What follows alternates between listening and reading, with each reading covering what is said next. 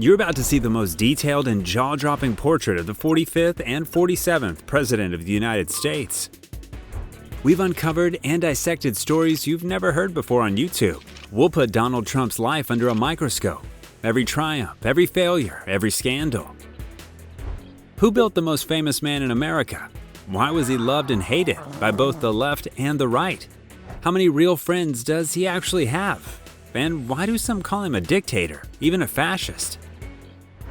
This is not just another biography. This is the story of the most controversial man of our time. Donald Trump. For some, he's the ultimate symbol of power and success. For others, he's chaos and danger personified. But who is he really? And why do millions of people around the world still argue about him? Hero or villain? Genius or fraud? To understand Trump, we have to go back to the very beginning, to the family and forces that shaped him. His grandfather, Frederick Trump, fled Germany to avoid military service. In America, he realized a simple truth. The real gold rush wasn't in digging for gold, but in servicing the miners. He built hotels, restaurants, and even brothels. That was the foundation of the Trump fortune.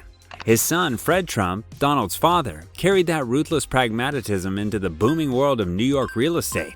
During the Great Depression, while others went bankrupt, Fred scooped up properties for pennies and then sold them at massive profits when the economy recovered. By the end of his life, his empire was worth hundreds of millions. But Fred Trump was more than a businessman. He was a drill sergeant at home.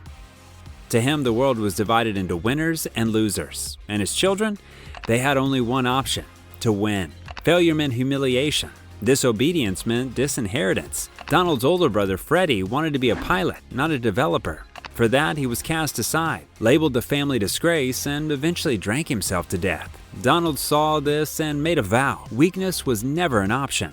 From childhood, he learned to dominate. He punched a teacher when he thought the man didn't know music. At 13, he was sent to a military academy where hazing was brutal and discipline relentless. It hardened him. Aggression became fuel for ambition. But Trump also absorbed something else: the gospel of positive thinking. Pastor Norman Vincent Peale's book, The Power of Positive Thinking, taught him a simple creed: never admit defeat, never acknowledge weakness, and always speak as if you've already won.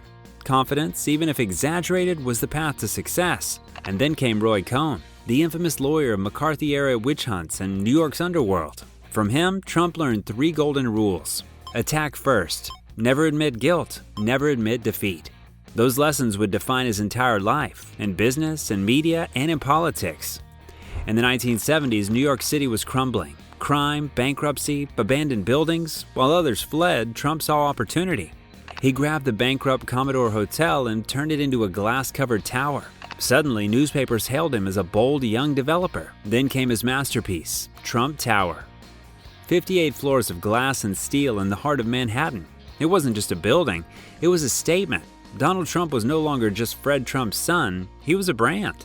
But behind the gold-plated walls, the empire was built on debt. Lavish casinos, a personal airline, mega projects fueled by risky loans. When recession hit in the early 1990s, Trump's empire collapsed. He was drowning in billions of dollars of debt. His reputation shredded, his marriage destroyed. Most men would have vanished, but not Trump. He wrote a book called The Art of the Comeback, declaring, "I've never doubted I'd rise again. Surrender never crossed my mind." And he did rise again by turning his name into his greatest asset. Trump Steaks, Trump Vodka, Trump Casinos, Trump Hotel, even Trump University. Many of these ventures failed, but the brilliance was in the brand itself. The name Trump became shorthand for luxury, power, and success. Americans believed in the illusion, and Trump sold it to them again and again. Television made him unstoppable. On The Apprentice, his catchphrase, "You're fired," turned into a cultural icon. Millions watched him play the role of the decisive billionaire boss. To the public, Trump wasn't just a businessman anymore. He was a leader. But behind the showmanship, a deeper ambition never left him: politics. For decades, he flirted with the idea of running for president. Few took him seriously. He was mocked as a tabloid clown, a reality TV star chasing attention, until 2015 when he descended the golden escalator of Trump Tower and announced he was running for president.